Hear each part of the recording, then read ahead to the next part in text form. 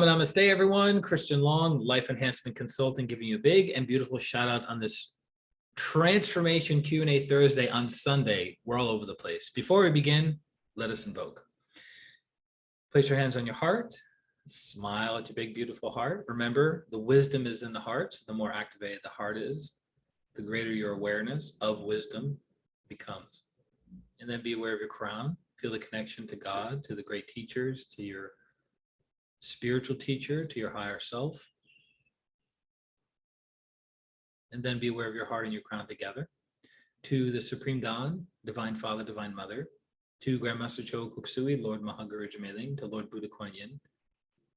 To Lord Ganesh, to Saraswati, to Holy Master Count Saint Germain. To all the holy gurus, holy masters, saints, archangels, holy angels, to the angels of inner and outer healing, inner and outer transformation. To our divine selves or higher souls, we humbly invoke for your divine light, love, and power, for your divine help, guidance, and protection, for inner and outer healing, inner and outer transformation. We thank you, we thank you, we thank you. With gratitude, respect, and the deepest of love, we thank you in full faith. So be it, and so it is. Thank you. Well, welcome everyone to this beautiful start of the week.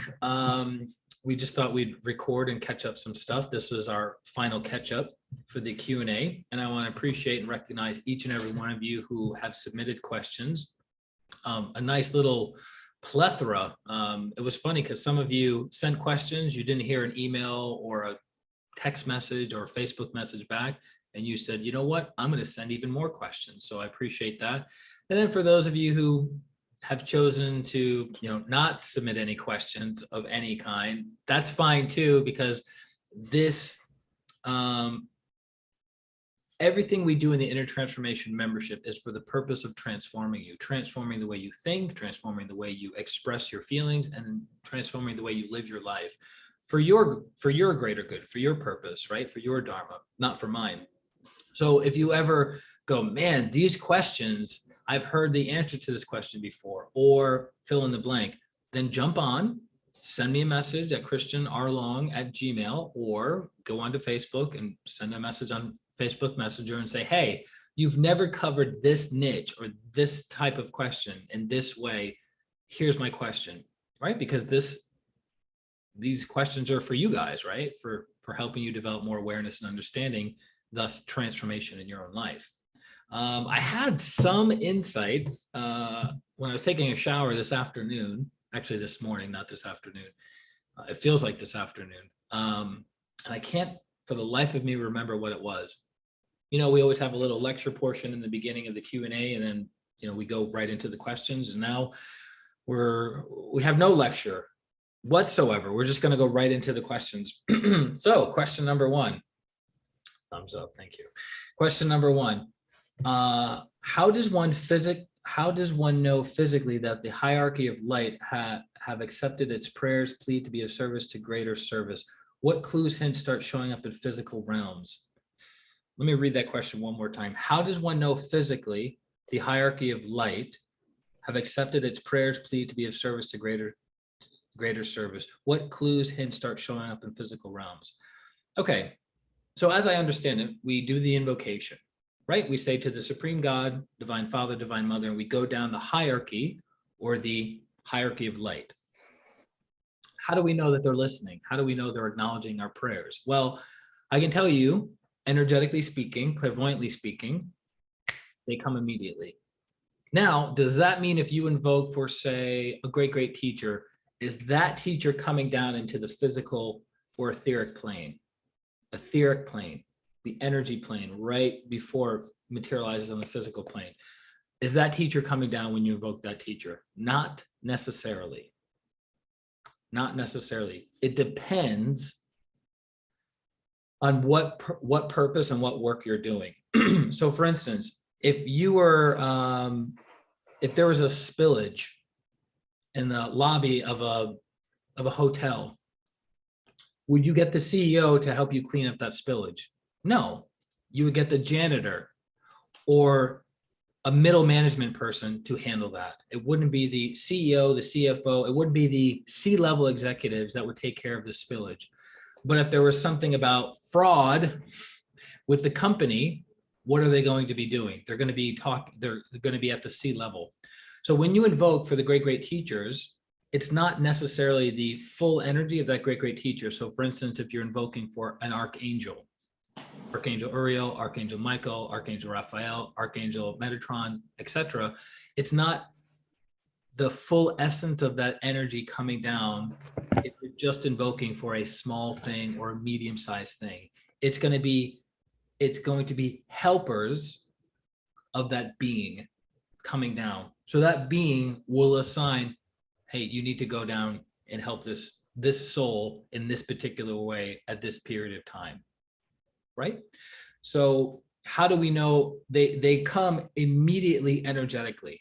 If you can look clairvoyantly and energetically, they come immediately. So as soon as you invoke, right? We started today's session off with the invocation. They're here.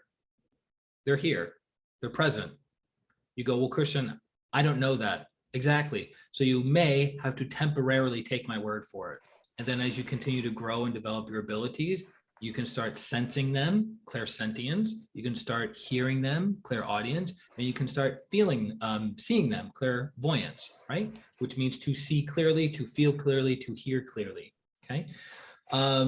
Now physically, right, most people, so in pranic healing, the skill set we develop right in the first class is clairsentience, feeling energy, because it's easier to feel energy and the interpretation is easier.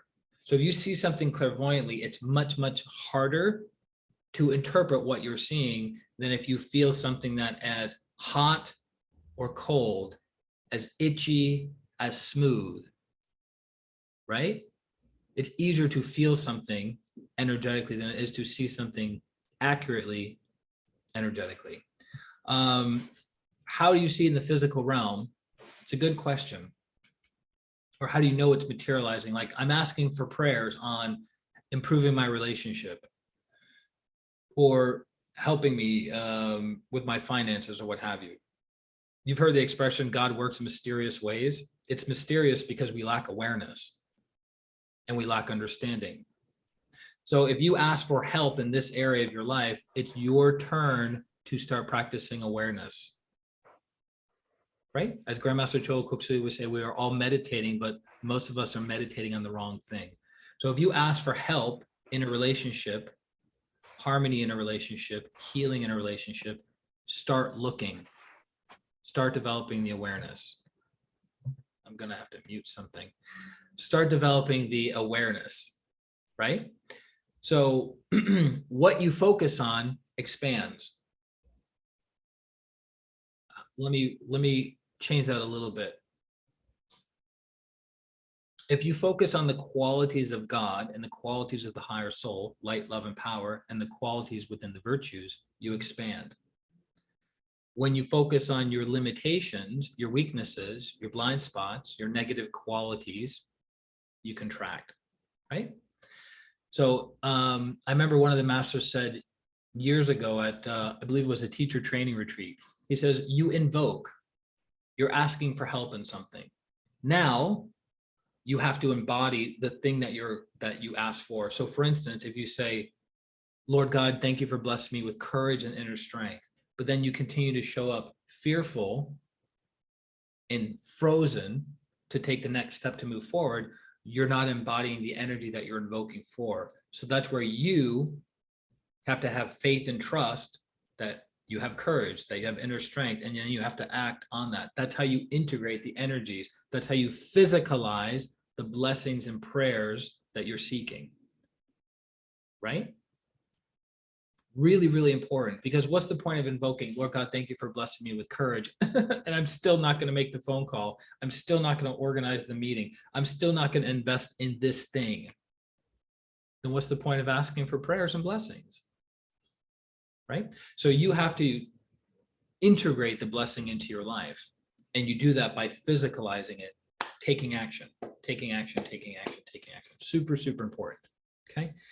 So the clues and hints, as we learned about in the prayer and the Twin Hearts meditation with the Archangel version, is that invoking for Archangel Uriel, your prayers will be answered through many, many, many different channels, but you have to practice awareness, because you could say, okay, I'm asking for this prayer to be answered. And then we expect that prayer to be answered through this one channel. Right? So it's like, okay, I'm asking for more prosperity and success.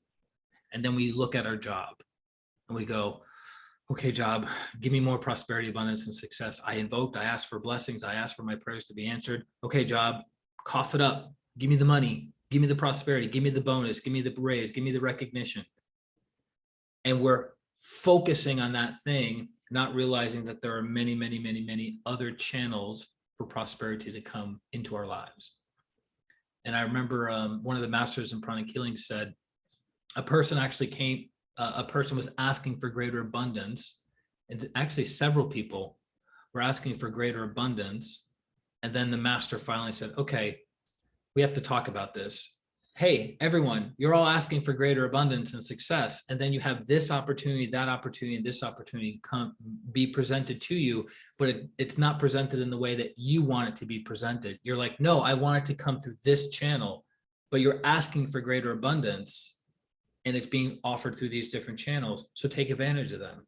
Your prayers are being answered on the physical plane, but because you lack awareness and you're fixated on how it needs to show up, you miss the boat, you miss the opportunity, right? So if you ask for awareness, abundance, and then the next day you get a phone call for a business opportunity, for an investment opportunity, for more work to come your way, an app that you come across that opens up channels for you to make more money. It may not be exactly the money you want to make. It may not be exactly in the way that you want to make it, but your prayers are being answered on the physical plane, right? So you have to have awareness and understanding and discernment.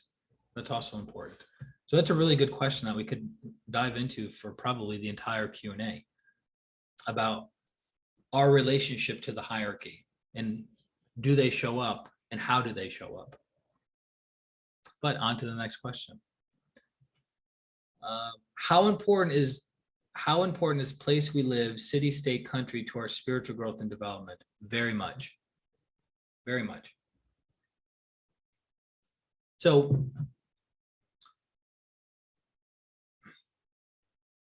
you guys are familiar with astrology, right? In esoteric astrology, which is taught by Alice Bailey, and taught by the masters in pranic healing, esoteric means that which is hidden. So Alice Bailey referred to esoteric astrology as the science of sciences, which I thought was very interesting.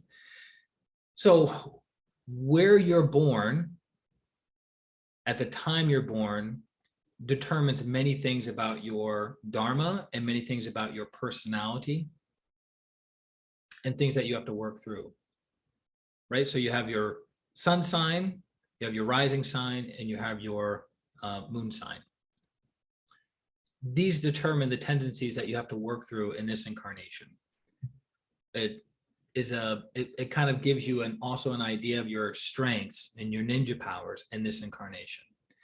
So for instance, do you think if you were born in West Africa 200 years ago, your karma would be different than being born in Singapore in this current time in human history, right? Singapore, tremendous amount of material and financial prosperity, lots of severity. It's an ajna country versus being born in, say, West Africa, which is more so basic chakra and sex chakra. So what are your lessons going to be about survival and procreation versus understanding how to use resources? So it's going to be different. So yes, it's very, very important. Like I look at where I was brought up in Massachusetts, and Massachusetts has MIT, Harvard. It actually has many, many colleges, and some of the top colleges in the entire world are in Massachusetts. And Massachusetts is rated as the smartest state in the entire United States, right? The mental body of people from Massachusetts tend to be more developed there than in other places. And it's a small state. It's nothing compared to California, New York, Florida. It's teeny tiny. It's one of the smallest states in the entire country, size-wise. And it doesn't have a huge population, right? But the emotional body of people from Massachusetts is very underdeveloped, and it has a tremendous amount of rage and anger built into the consciousness. I remember a girlfriend of mine who'd never really been to Massachusetts. She came to visit me and we traveled around, and she goes, and she would listen to conversations that people would have on the phone in, like, different public settings like the mall, grocery stores, etc. And it became comical because I already know the history of my state where I was brought up. And I'm just listening to these conversations and being like objective with her, and just not influencing her. And then at some point in her few days that she was there, she goes, "Is everyone in Massachusetts angry?" And I go, "It's part of the programming of the people. It's palatable." So what did I have to work on a lot in my spiritual path that maybe other people born in other parts of the country or world have not had to work on? Anger. Like, just anger was brought up. Most all of my friends were angry, and most all of my friends' parents were angry. And then when I traveled to other parts of the country, I don't see that energy, even a half of that. So I had to learn on practicing forgiveness. I had to learn on being aware of my thoughts and my feelings. I had to be aware of the words that would come out of my mouth, because there's a tendency to be, in Massachusetts, it's not about being defensive with your language. It's about being offensive with your language, right? So you're like, how can I attack this person, cut them down, make them feel small to protect my own ego, or to protect my, like safety, right? So we would use our language as walls, right? Which I haven't seen in other parts of the country, especially in the Midwest. The Midwest, right? It's called the heartland for a reason. The people in the Midwest have a tendency to be sweeter, kinder, more patient. There is a pretty big level of suppressing in the Midwest. But in Massachusetts, it's not that way. Like, it's constantly being inflamed. Like, the emotional body expands super quickly, and then it's like the valve for the energy is opening the mouth. Like, I feel this pain, this anger, irritability. I'm going to let you know immediately what I feel about you. But in the Midwest, predominantly, in other parts of the country, it's, I'm getting hurt and irritated, but I don't want to hurt that person. I'm just going to keep it in. Right? So each city, state, province, part of the country, I was brought up in New England, right? So New England has a certain kind of energy that the Pacific Northwest doesn't have, and vice versa. Or the Southwest versus the Southeast of the United States, different energy. So yeah, where you're born definitely influences you. You're born into that place to work out certain karma, right? And it's kind of funny because there's the old saying that the grass is always greener. So my son wasn't born where I was born. I was born in Massachusetts. He was born in Florida. He's a Florida boy. People from Massachusetts and people from New England always fantasize about going to Florida because it's bright, because it's sunny, right? Because there's Disney World there. And so people from New England, they're called snowbirds, will go down to Florida, and they'll buy a place, and they'll live 6 months out of the year in Florida, the wealthier people, and then 6 months in New England. But then you have my son, who was born and raised in that environment, and he's like, I can't wait to leave. Right? So, and then I met people in the how do I put this? I met people in the Midwest who would travel around the world because they had the means to do it, and they would long for coming back home to the simpler life. Right? So there's different lessons for different people. I did notice when I was living in Colorado, many of the people in Colorado were natives, and many of the people had no interest in going anywhere else. And that's one of the few places I've actually seen that they were born and raised there. They've traveled around, but inevitably they came back, and or they never wanted to leave to begin with.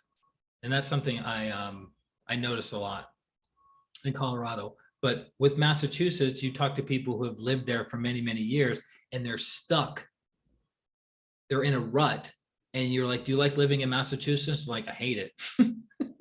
Right? Because they'll just express it, but they don't have the will to leave. So have you noticed people who travel a lot tend to be very flexible individuals? Throat chakra is expanded. What makes somebody flexible is they have their throat chakra produces a lot of green energy. When you're calcified in your thinking and you're like, I could never do that, I could never move here, I can never change professions, their throat chakra isn't producing enough green prana. So they have very, very calcified ideas and set ways of doing things. My father would be an example of that. Steady Eddie, steady as she goes, didn't like change of any kind. I was the opposite. I'm like, I can't wait to change everything about my life all the time, which is not also a good thing. You have to practice moderation, non-excessiveness. So how important is the place we live? It's important, but what's more important? Knowing who and what you are, the soul. So you could say, well, I'm from the East Coast, right? My neck of the woods, or I'm from Massachusetts, and I'm supposed to, and we're just aggressive people. It's a tendency, it's an influence, but it doesn't give you an excuse to be a mean, cruel, hurtful person. It took me many years to realize that. Or I'm from California. I'm just, footloose and fancy free, whatever. Just a surfer dude. Yeah, but that doesn't give you the right to be irresponsible of your commitment, your obligations, and your promises, right? It means you have that tendency to be that way. Or the sex chakra of the United States is New Orleans and Louisiana. It's like, yeah, we're just hypersexual people. Yeah, but that doesn't give you the right to be overtly sexual onto other people, right? So you have to have awareness and understanding. So people who travel around, life gives them lots and lots of feedback. So they go, I don't do that. A perfect example, right? Grandmaster Choa Koksui taught a course called Arhatic Sexual Alchemy, which teaches techniques on how you can harmonize and build and expand energy with another human being for spiritual purposes. You both can evolve rapidly using this technology. But guess what? When he would teach in India, the people in India were not ready for these practices. Why? Because as a nation, Indians are very conservative in their sexual viewpoints. So when Master Choa would start, he noticed this, would start telling these techniques, people would shut down. People would become offended, right? So what could he have done? I'm just going to plow ahead. These are priceless spiritual teachings. Who cares what their viewpoints are? I'm just going to, nope. So Master Choa dumbed down the technique more and more and more and more to find people's level of receptivity. So in class, he would make sexual jokes, not overtly sexual jokes, but he would make some sexual jokes to do what? Activate people's sex energy, and then he would move the energy, right? So people who travel have that awareness and understanding of like, I have to be flexible and adaptable. This is not my normal way of being. This is not my culture. There are certain rules and regulations that, yeah, you can try to push against an entire collective and you're going to lose. Or you can go, all right, this is my purpose. I'm going to meet them where they're at and then help them move forward. That's a great spiritual teacher. So Master Choa didn't teach Arhatic sexual alchemy in India for many, many years. And you might be thinking, but isn't that the land of Kama Sutra? Yeah. Number one, the teachings have been distorted and partially lost. Number two, they're not practicing. It's not like they've been practicing these, or the majority of the population practices them, right? They know of chakras, but that doesn't mean they're masters of chakras. It's just part of the, the cultural running in the background. But many Hindus and Indians don't even know their traditions, right? So that's an assumption that we've made as Americans or people that are outside of India. Not everyone in India is spiritual. So yes, it is important, but it's not the most important. What's most important is knowing who and what you are, the soul. Next question, how does one become Intro to Pranic Healing Twin Hearts meditation course teacher? what is, this was a little chopped up here. What is curriculum taught in class intro to the leader course? Okay, I understand the question. So if somebody says, I want to teach Twin Hearts meditation to the public, what do I do? Find somebody who is a pranic healing instructor or pranic healing intro leader and ask them. I started doing this in Florida in 2004, and I had no training whatsoever. I wasn't even a pranic healer, and I was teaching Twin Hearts meditation because I was so excited about the benefits that I got and the understanding that I had about it. And I go, wow, this can really transform people's lives, because it's transformed my life in such a short period of time.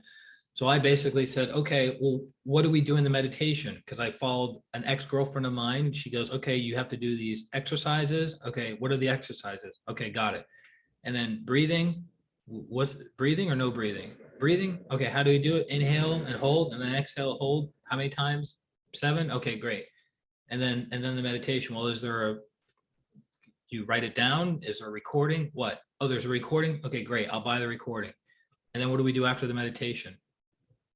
We just move around a little bit and exercise. Okay, great. And so that was it. So I would find places that I could hold the meditation where there was an audience built in, like a wellness center, a yoga center, a healing arts center. And I had about 3 places in 3 different places in the Sarasota area, 2 in Sarasota and 1 in Venice, Florida, which was about 30 minutes south. And I just started teaching, and people would come, we would do the practice, they would share their experiences, and we would build from there. Now, what if you want to start giving introductory talks? Then you would contact your local center. So in the United States, we have the East Coast, right? It's run by Master Glenn and Master Marilag Mendoza. And then we have the West Coast and Midwest, which is run by Master Ko's organization. So you would say, I want to be an intro leader. And then you go through a couple of days of training. Typically it's in person, but because of COVID, it might be online at this point. And they give you the curriculum of how do you present, and you're taught 3 things in intro leader training. You're taught 1, how to introduce people to pranic healing. 2, how to introduce people to meditation and meditation on Twin Hearts. And then 3, super brain yoga. That's what you're taught. So in intro leader training weekend, you're taught how to teach those 3 things. Right? In the curriculum, you would learn in that intro to leader training. Then, if you want to become a pranic healing instructor, you have to first become an intro leader. The requirements are pretty much the same. You have to be an intro to pranic healing leader. You give 10 talks minimum on pranic healing. And it could be super brain yoga, could be pranic healing, it could be meditation. Right? You have to do 10 talks total. You have to have at least 10 people sign up for pranic healing from those talks. Right? So you go, this is what pranic healing is, or this is what meditation is, or this is what super brain yoga is. You have to have 10 people total, and then you have to have at least 10 people sign up for basic pranic healing. So it means you probably have to give more than 10 talks, and you have to have probably more than 10 people, right? And then after you have those 10 people sign up for basic pranic healing, then you have to co-teach 4 basic pranic healing classes with 3 instructors. So meaning I could have 1 instructor that I do an intro talk with, then another instructor I do another intro talk with, and then another instructor that I do 2 intro talks with. Ta-da! Once that's done, you're certified to teach pranic healing, level 1 class. And then to go from level 1 class teacher to level 2, you need to have 100 basic pranic healing graduates. Then you can start teaching advanced pranic healing. Then you have to have 100 advanced pranic healing graduates to teach pranic psychotherapy. So this is laid out when you contact either of the centers. The center on the East Coast or the center on the West Coast, and they'll say, okay, this is what you need to do. But in general, that's the layout. You first become an intro leader, you do a certain number of talks, you get a certain number of pranic healing graduates, you teach a certain number of times with a certain number of instructors. Now you're a pranic healing instructor, and then you move down the line. Make sense? Excellent.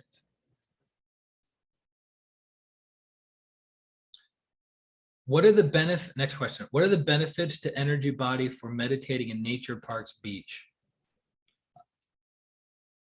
What are the benefits? So many benefits. So we're all connected to Mother Earth, yes or no? Mother Earth radiates violet energy from the ground. Ground prana that emanates from Mother Earth is violet. Violet has the properties of all the pranas, which would make sense, wouldn't it?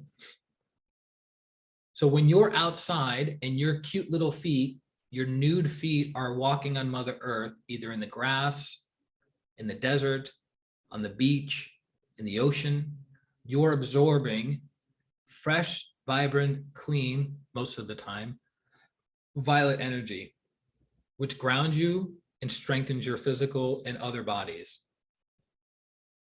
Okay. You also get air prana, fresh air prana. You go fresh air prana, what does that mean versus stale air prana?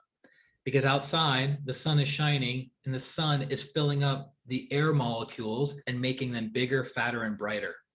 So then your spleen gets a hold of these molecules, absorbs them, and it expands rapidly. But if you're in an enclosed place with no windows and no doors and no access to light, the air molecules are very tiny and distorted. They're not filled with as much vitality. So when you go to the beach, when you go to the mountains, when you go to the desert, especially the desert, there's lots and lots and lots and lots of prana that your body can absorb, especially your spleen. So that's why it's recommended at least once a month, get out in nature, at least once a month. And I don't mean get out in nature and walk around for 15 minutes, like get out in nature for the day. Like Saturday from the morning to the evening, I'm going to be out in nature. And your body absorbs all the fresh energies and it releases congestion. It's super, super therapeutic. So the benefits are many. You sync yourself up with the circadian rhythms of life. How many people, it's funny, one of my mentors, Dr. John Douillard, an Ayurvedic doctor and a chiropractor in Boulder, Colorado, he says, how many of you have noticed when you go on a camping trip for 2 or 3 days, you naturally start getting tired and fall asleep when the sun is down, and then you, surprise, surprise, naturally wake up when the sun comes up. Not after the first day or two, but if it's a prolonged camping trip. Why? Because most of us are out of sync because of technology and because of work demands. We're out of sync with the circadian rhythms of the planet. But if left to our own devices and we're pushed out into nature for a few days, we recalibrate, right? So better sleep, better energy levels, getting synced back up with the circadian rhythms of Mother Earth. Feeling clean, right? How many people go out in nature and you just feel like refreshed? So it's a lot of physical benefit, but more importantly, energetic benefits.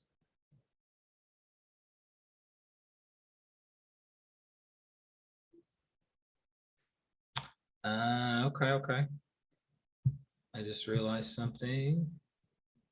There we go. Next question. I just realized we kind of stacked some questions. Not a problem. Present life karma. Give to others and you will receive. Do good deeds for others and good things will happen to you, and so on. This one seems pretty straightforward, which it is. If you want good things to happen to you, you need to do good things to others and vice versa, gathering bad things. Okay, there's a question coming, I promise. Previous karma. So we have present life karma, we have previous karma. The struggles and challenges we go through in our current life could be the result of things we did in a previous life. This is one that is more challenging. If we can't remember our previous life and what we did, then how do we know how to counteract or correct it with something positive in this life? Easy peasy. So karma is linear. You plant corn, you get corn, you don't get tomatoes. You plant watermelons, you get watermelons, you don't get grapefruit, right? So it's a linear process. So the good thing is we don't need to know about 100 lifetimes ago, 50 lifetimes ago, 10 lifetimes ago, last lifetime. We don't need to know any of those things to improve the quality of our lives. Does that make sense? So if you look at the fruit that you're currently experiencing in your relationships, your health, your spiritual growth and development, your finances, your career path, whatever, and if it's causing you suffering, it's from previous seeds that you planted. So if you have lots of anger in your life, what's the seed? You caused a lot of anger towards other people. You made other people angry. So you cause people to have no inner peace. Your karma is to have no inner peace. You have lots of financial challenges and struggles. That means you stole from people. That means you did shady business practices. That means you could have enslaved people with your own material and financial abundance. Like you had lots of wealth and you used it to minimize the will of other people. You enslaved them with your money. So then that's your karma. So you go, okay, well, that sucks. What do I do about that?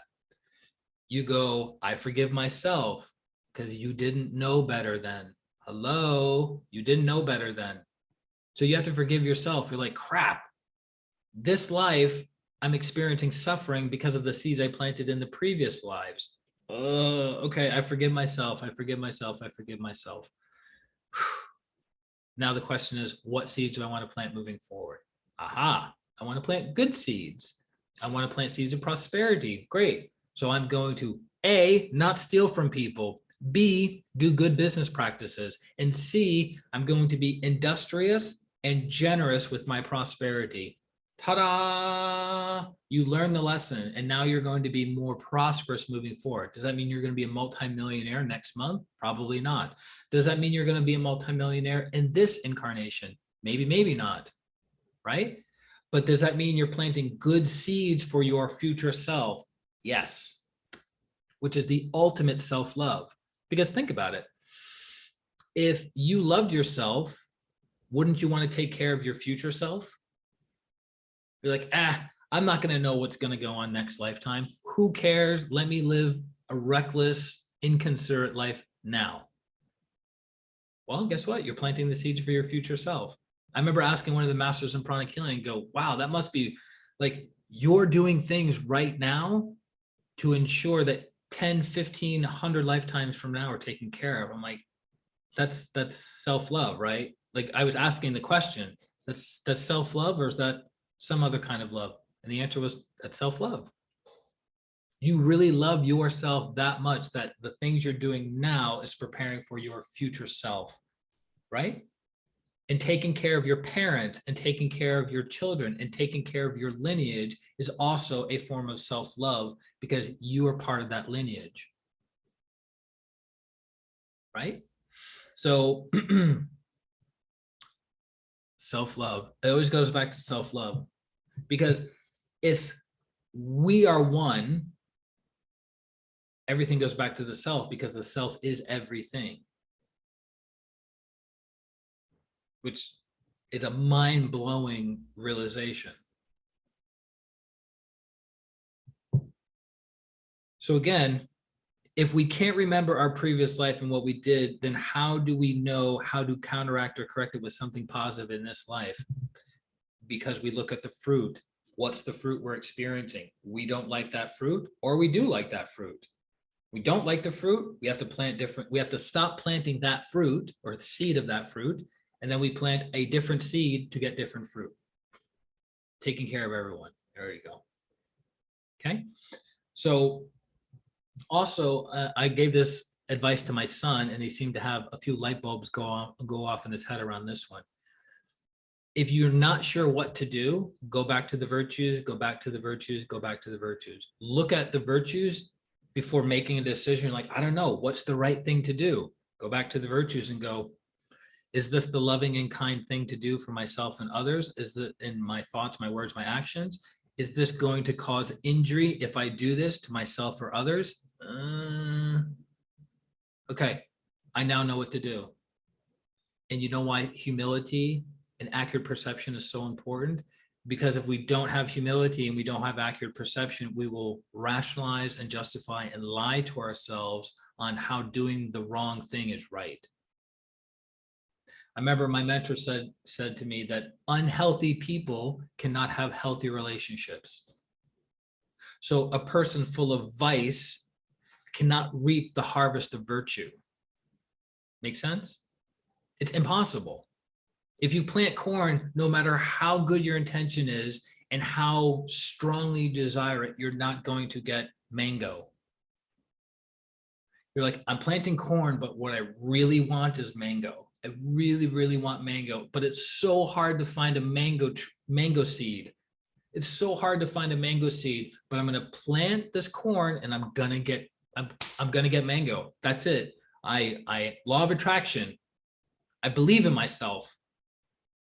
Not going to happen. It's impossible. So a person of vice cannot be a person of virtue, cannot reap the benefits and fruit of virtue. Make sense?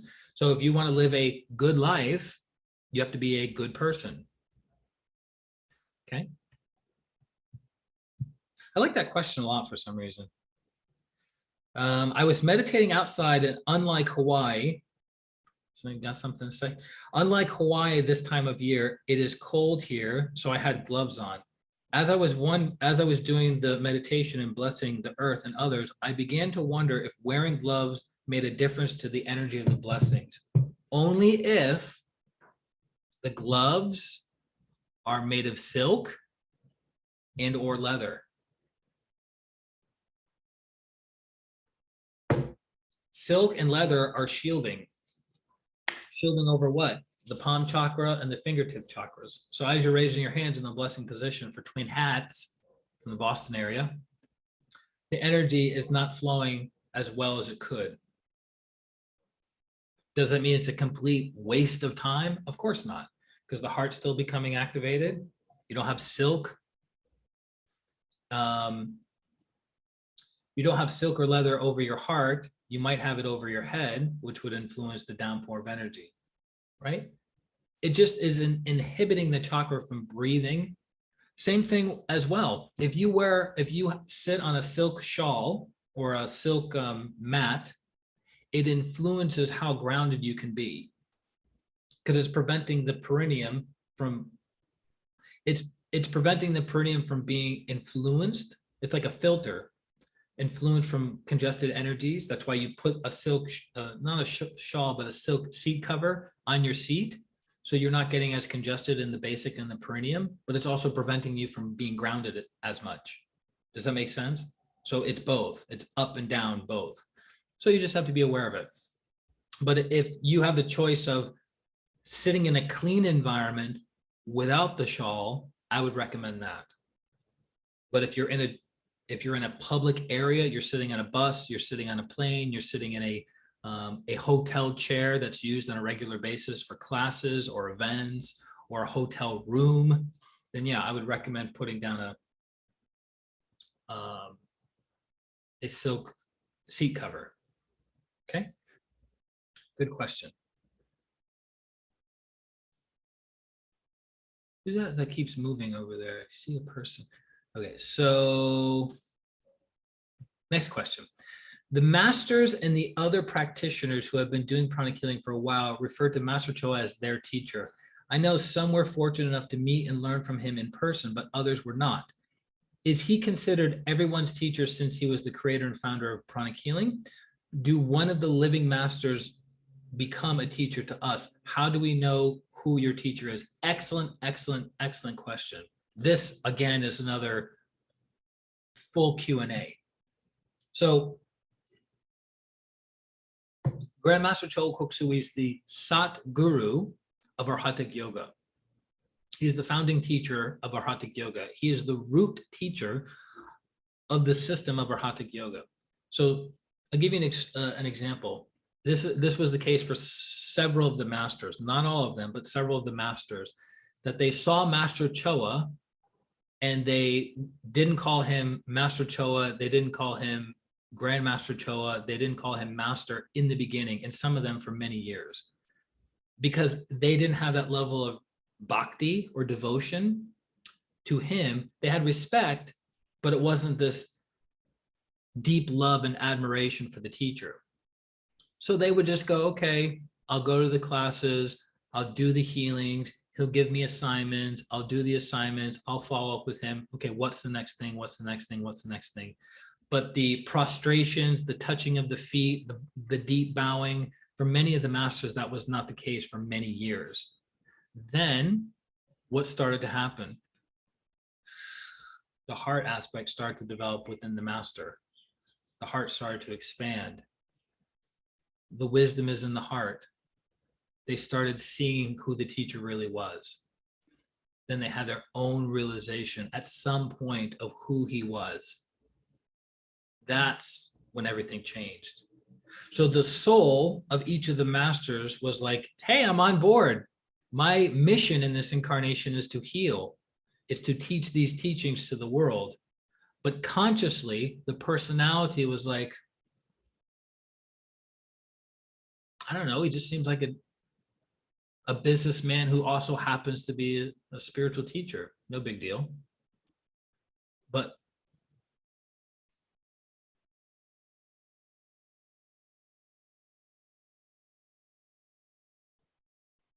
in order to be a good clairvoyant, in order to have that wisdom of the forehead chakra, the heart needs to be sufficiently activated and developed. Once it's sufficiently activated and developed, things start to reveal themselves, right? So there are people in pranic healing who are more dedicated to the mission of spreading this work and of inspiring others and healing others who have never met Master Choa than the people who spent years with Master Choa directly. So is Grandmaster Choa Koksui their teacher? Yes, no, maybe. What does that mean? We have spiritual teachers that come into our lives that help us develop, learn certain lessons, and then point us to the path of oneness.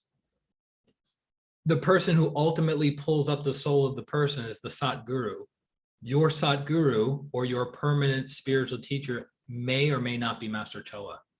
Master Choa could be a teacher for you, a guide for you that introduces you to your spiritual teacher, who may or may not be in the physical body.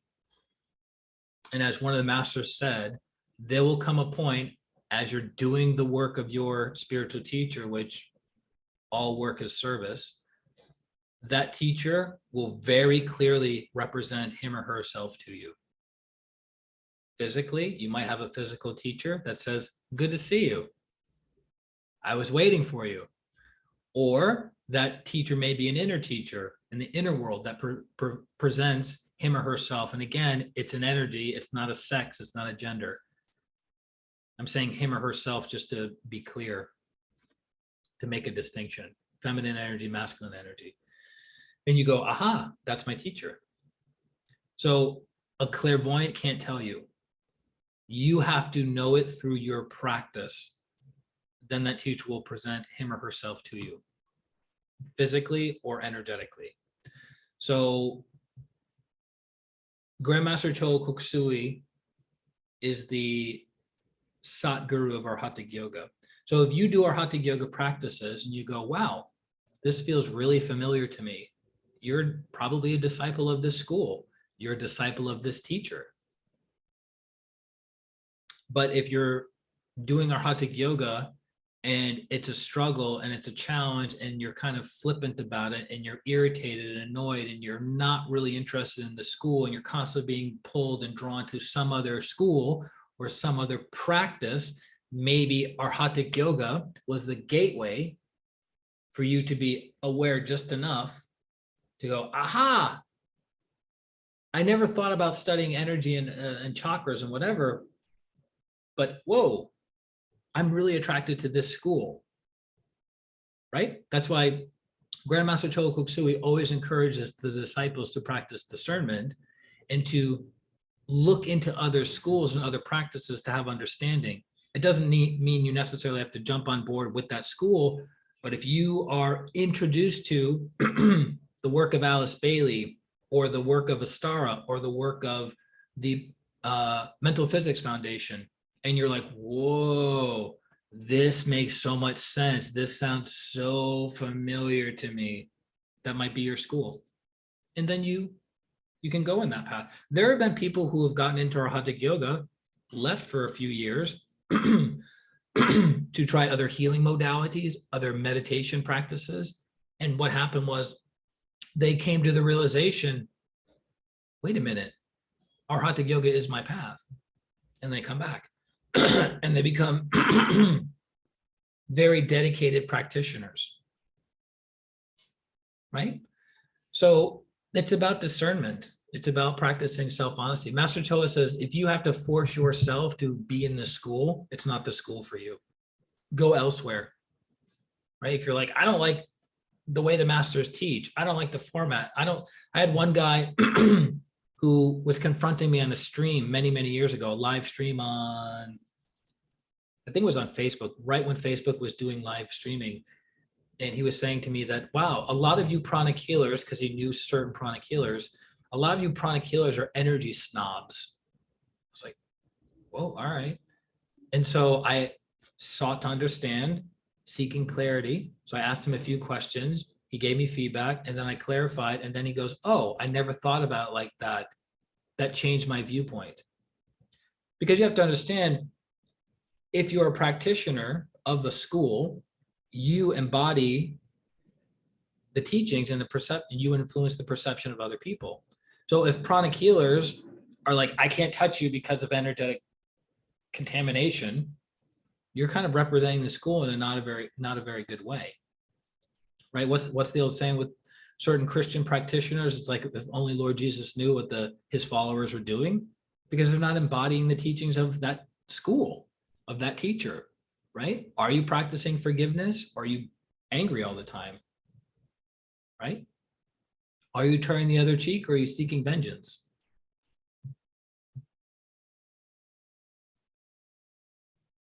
So do one of the living masters become a teacher to us? They are guides. They are guides. So the masters in pranic healing have said, we are not your master. Master Choa is your teacher. Okay. But the masters in pranic healing are very, very advanced souls, but they're not Master Choa. They've made that very clear. Next question. If you make self-care cleansing a part of your daily AM, PM bathroom routine, can you use the toilet as a salt bowl? Yes. Do you have to put salt in it, or just flush it away from the dirty energy? You put salt in it and you flush it away when you're done. If you use salt, is it safe for the toilet and pipes? So I did some research. It's good. The consensus is, if you put salt water into your toilet, into your sink, we recommend your toilet, not your sink, not where you eat out of, in your toilet. It typically will not affect the pH levels in the bacteria in your septic tank. It will destroy some of the good bacteria, but in general, it doesn't have a major impact. Most pipes now, in the past decade, most pipes are PVC, so they're plastic. So the salt's not going to affect it. And they said it can, if you leave the salt in your pipes, if you don't flush your pipes, like if you, how do I put this? If you don't regularly flush your toilet and run water in your house, but you put salt in it, it's going to negatively affect your pipes.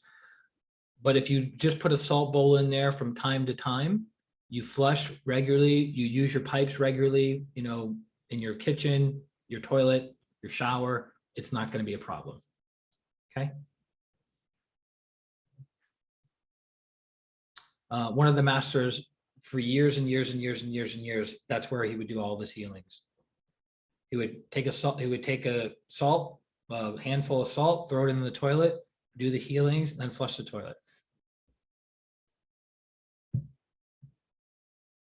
You can also do inner work. You can do inner work in the shower.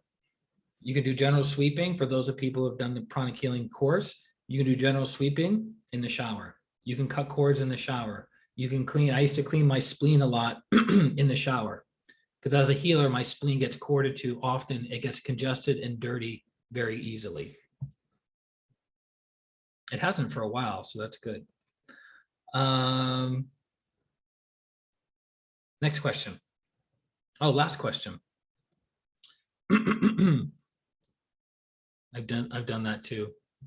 No Dutch, please, in the group. It's very confusing for everyone. Thank you so much. Last question. My daughter's arm was broken in a nasty accident a couple years ago. The arm definitely looked very distorted and misaligned. My son and I witnessed the accident. It took plates and screws to repair. The arm has healed well, but both my kids mentioned over Christmas that they still deal with emotional trauma from the incident. My daughter gets physically ill and upset when anyone has an injury, especially broken bones. What would the best protocol to use to help them with this? Psychotherapy book, but which one should I start with? Trauma. Excellent question. So when we have so Grandmaster Chola says, physical pain heals faster than psychological or emotional pain, right? How many of us have had an injury in our life, a broken bone, a bloody nose, we fall off our bike, we fall off our skateboard, we hurt ourselves, and then we're in a cast for 6 weeks or a month, we're healed and we're functioning normally. But somebody could say something to us just with their words and hurt us for a decade, 2 decades, 3 decades. So emotional pain can take years to heal, if ever. So what do we recommend? You go to the Pranic Psychotherapy book and you do psychotherapy on that person's trauma. So you go back to that moment in time. So I can't go into all the greater details of the protocol, but I recommend the protocol for trauma, healing the front and back solar plexus, healing the throat, healing the ajna, and healing the crown. And then if the trauma is connected to something in the sex, you would heal the sex as well. Or if it's connected to financial trauma, you'd heal the basic chakra, right? So again, healing the front and back solar plexus, healing the throat, healing the ajna, and healing the crown chakra with the intention of removing all trauma connected to this. So connected to that point in time, right? So if it was the trauma of a skateboard accident, heal the trauma around that. Car accident, right? Many people are traumatized for years after a car accident. Molestation, rape, right? That physical moment took what? 10 minutes, 15 minutes, but it can destroy somebody's emotional and psychological state for decades. So that trauma needs to be healed. And there are many, many tools and higher practices. I can't get into them, but I'm planting the seed, letting you know there are many, many ways of healing severe trauma. But you would have to take basic pranic healing, advanced pranic healing, pranic psychotherapy, then read the pranic psychotherapy book, go to the chapter on trauma, phobias, and remove it from the chakras. So in this case of the daughter with the physical injury, you would also heal trauma within the basic chakra. So you do front back solar plexus, throat, ajna, crown, and also do basic chakra. And planting the seed, you disconnect the ajna chakra from the trauma. I'll just leave it at that. Okay. All right, guys, my apologies. I have 2 different emails that had some of the questions and some of the other questions in 2 different emails. So the second email had all the questions neatly typed out and organized, and I was reading from the wrong email. So my apologies on that. Any other questions, comments, concerns from the captive audience?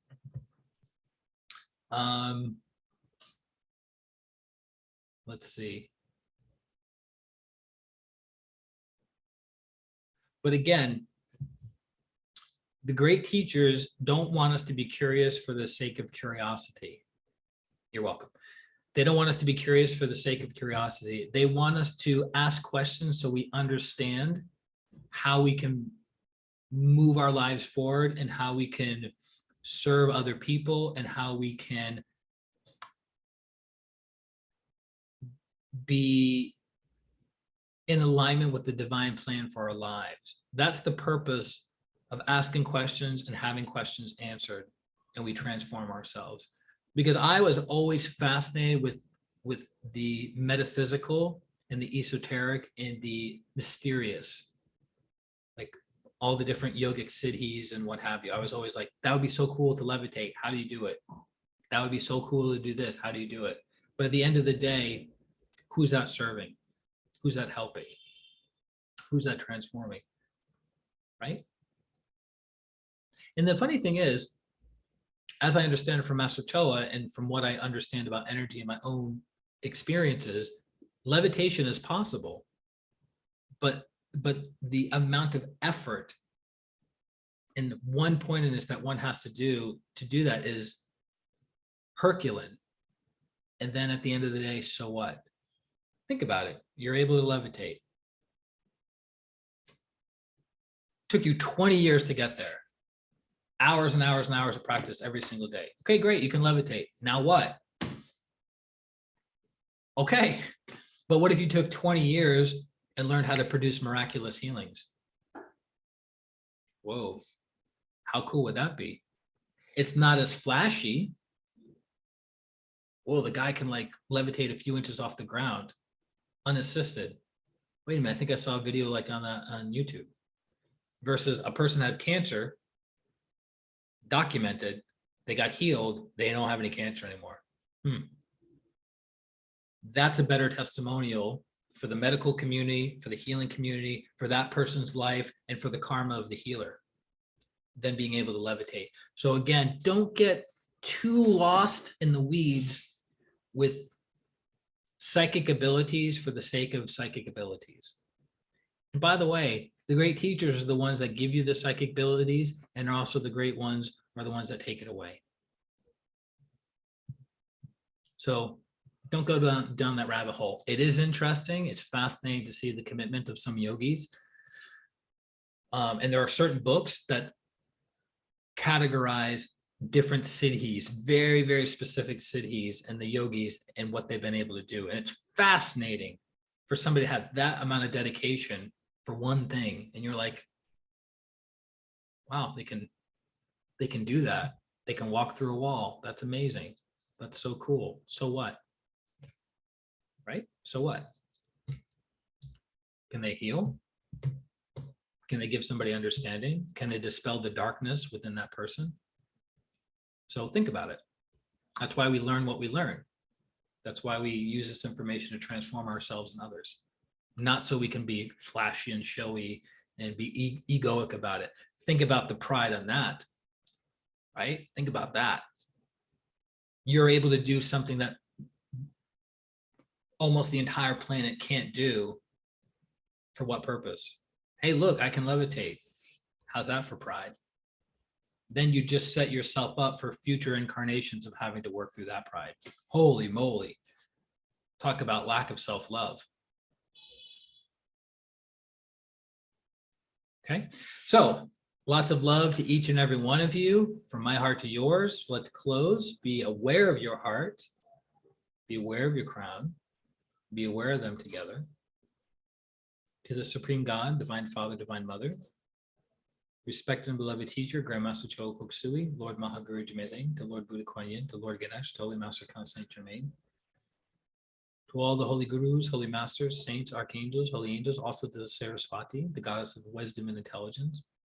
To our divine selves, our higher souls, we thank you all for your great, great blessings. Thank you for helping us transform into better people, into better souls. Thank you for allowing us to move our lives forward. We are supremely grateful for giving us awareness, understanding, so we may transform ourselves and we may transform others in the world at large. We thank you, we thank you, we thank you. with gratitude, respect, and love. So be it, so be it, and so it is. Thank you. Ta-da! Love you guys very much. I will talk to you on the Flippity McFlipperson. Again, keep submitting your questions to christianrlong@gmail.com or Facebook, Christian R. Long at Facebook and Messenger. And I look forward to continuing serving you. And I look forward to continuing to have you guys ask amazing questions that help move your life forward. So this is Christian Long, Life Enhancement Consultant, wishing you a beautiful day, a beautiful week, and a beautiful life. Atma, namaste. Bye-bye.